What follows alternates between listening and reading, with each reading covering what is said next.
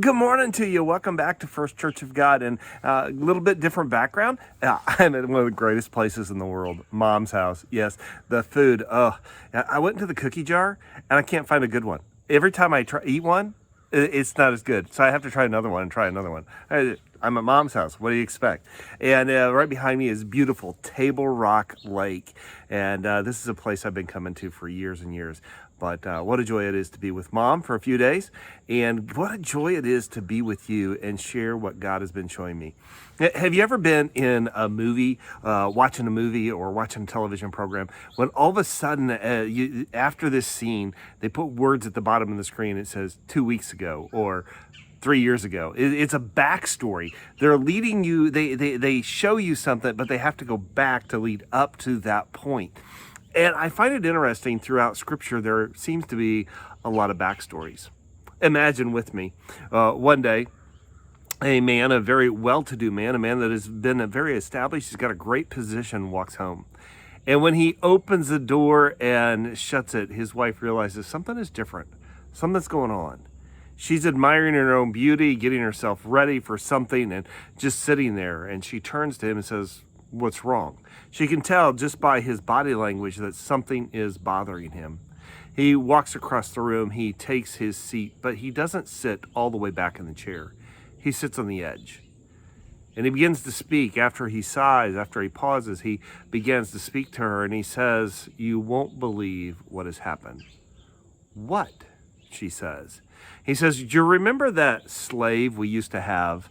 That one that just was so good. I really liked him.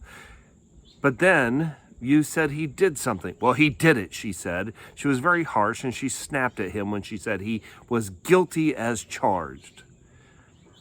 He went on to say, "You won't believe what has taken place. My job is now in jeopardy because of him. He is now no longer in prison." "Well, he served his time. He should have got longer," she snaps back. "Yes, but not only is he out of prison, he is now my boss. He is now second in command. I don't know what's going to happen to my job. I don't know what's going to happen to us. I don't have any idea what is going to happen." Maybe the glass slips out of her hand and crashes onto the ground. She's in shock. She is afraid that maybe the truth will come up. You see, truth always has a way of surfacing. But Potiphar, he at one time had a slave that he enjoyed so much. And for the last 12 years, he's been in prison. That's just the backstory. But we have to go back before that story and look at another part of his life. When he was 17 years old, he began to have dreams. He was his dad's favorite, and he was his dad's favorite because he was the firstborn of his dad's favorite wife.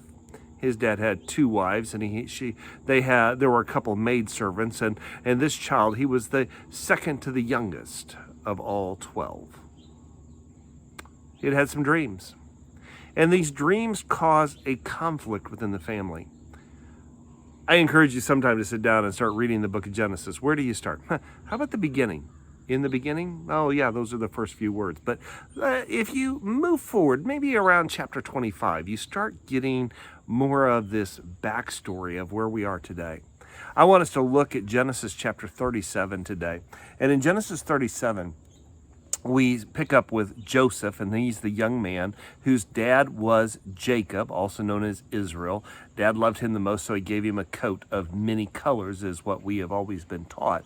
And it says, Joseph had a dream, and when he told his brothers, they hated him all the more. He said to them, "Listen to this dream I had.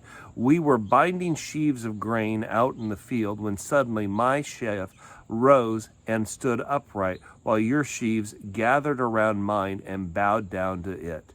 His brothers said to him, "Do you intend to reign over us? Will you actually rule us?" And they hated him all the more because of his dream and what he had said.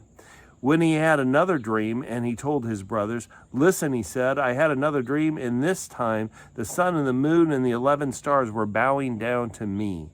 When he told his father as well, his father rebuked him and said, "What is this dream you had?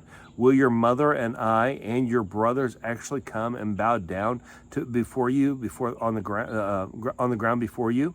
His brothers were jealous of him, and his father kept the matter in mind.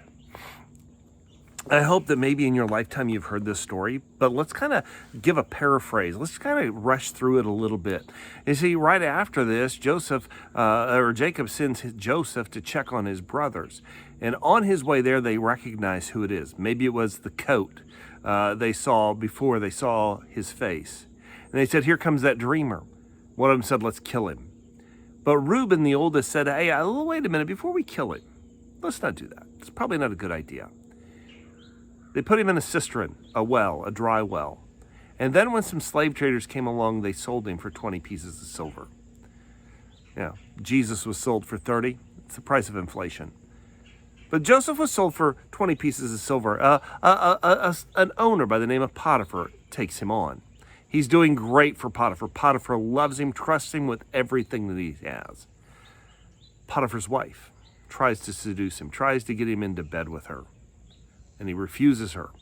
And since she can't get what she wants, she accuses him of doing what he didn't do. He spends the next 10 years in prison, and while in prison, he works his way up. The guard likes him, and the guard puts him in charge of the prison. He's doing well still. Then one day, 2 more inmates come into the prison. One night they have a dream. And they tell him their dreams, and he says, well, I don't have the power to interpret dreams, but God does. Your dream, this is what it means. You're the cupbearer. You're going to be back in position. You're going to be back doing what you used to do. But you, baker, sorry to tell you this, but in 3 days, you're going to find the end of your rope. But before they leave, after God gives him the interpretation of the dreams, he says, remember me. And isn't it interesting? It takes 2 years for the cupbearer to get his memory back when Pharaoh has a dream. And Joseph interprets his dream, and he says, hey, in 7 years, the next 7 years, we're going to have great harvest. Things are going to go great here. We're going to be bumping, and things are going to be great. But after 7 years, there's going to be 7 years of hard time. There's going to be 7 years of famine. And what I think you need to do is store up and get ready. Pharaoh is so amazed at what God has said through through Joseph, that he makes him second in command. The only person more powerful than him is Potiphar. Not even Potiphar, but it is the king. The only person higher than Joseph is the king. Fast forward a little bit more, the famine hits, the brothers are out of food, they come knocking on the door, they don't recognize him, little trickery goes on, which is a family trait within this group. But finally, they're reunited. Joseph is reunited with his dad Jacob. There's a great celebration. And when Jacob dies, the brothers begin to sweat. And we read these words as we jump forward to Genesis chapter 50. You intended, I'll go back to verse 19, chapter 50, verse 19. But Joseph said to them, don't be afraid. Am I in the place of God?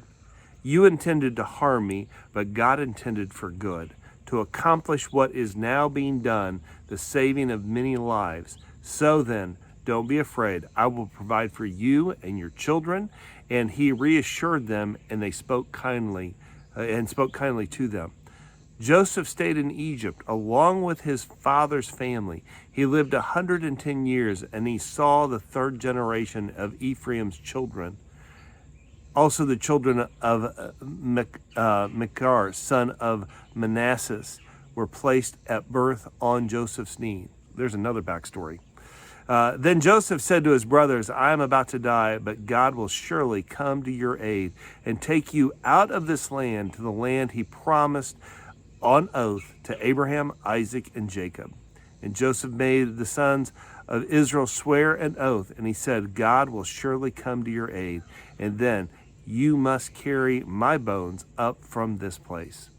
I think there's a promise that God gave Joseph that is still relevant today. It's still speaking to us today, that God will surely come to your aid. I think it's interesting as I think about his life, when he gets to this position and gets to this place, he had the power and the position put his brothers in prison or to do the same thing to them that they did to him. He had the position and the power to get even with Potiphar's wife. He had the power and the position to get after the cupbearer. But he didn't do those things. When we allow our frustrations to take over, they can become fleshtations. And a fleshtation is doing what everybody else would do, operating in the flesh, operating in the sinful nature, operating in the opposite way that God would have us to do. Joseph didn't do any of those things. He acted in a totally different way. And I believe that's part of it. He was chosen by God. He was following God. He was obedient to God. He listened to God. I've told you this story before. Back in the 20s, here in America, somewhere in New York, there was a man that had a zoo. It was not a zoo like you and I think of where we could go and see the exhibits. It was a private zoo, his own private zoo.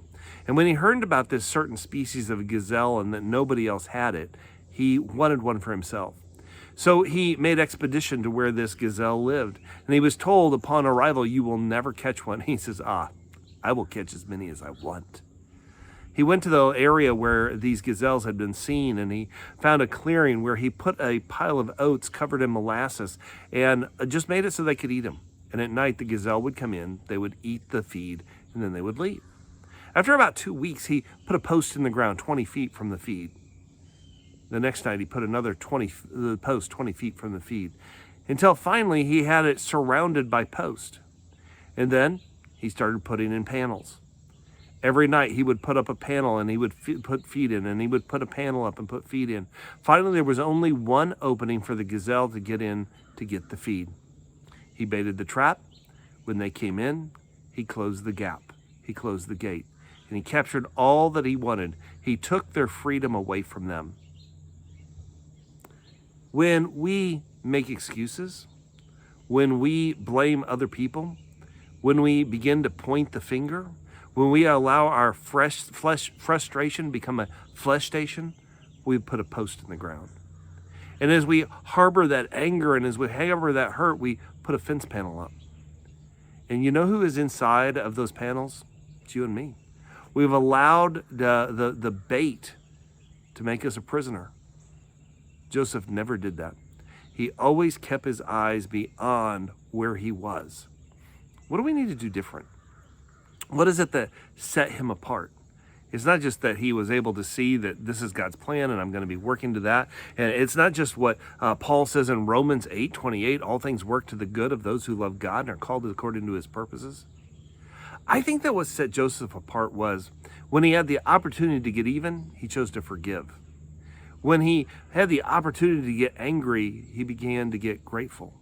And he was thankful that all that God had taken him through and went through with him to get him to where he was. It was a matter of forgiveness. It was a matter of gratitude. It was a matter of preparing and not allowing his frustration to become a fleshtation and rob him of everything that God had for him. What about us? You see, he who began a good work in you will see it on to completion. But we've got to keep our eyes on the author and the perfecter of our faith. We've got to keep our eyes on him and not what's going on around us, not the problems, not the frustration. So what do you need to do to guard your heart from frustration turning into fleshtation? I think number one, sit down with God and ask, who is it that you need to forgive? And remember how much he has forgiven you of. Because we have got to walk in love and live in grace. Think about how much you have been forgiven and who you might want to forgive, need to forgive. You better be sure to forgive and walk in forgiveness. But not only that, walk in gratitude. What are you thankful for? What are you grateful for?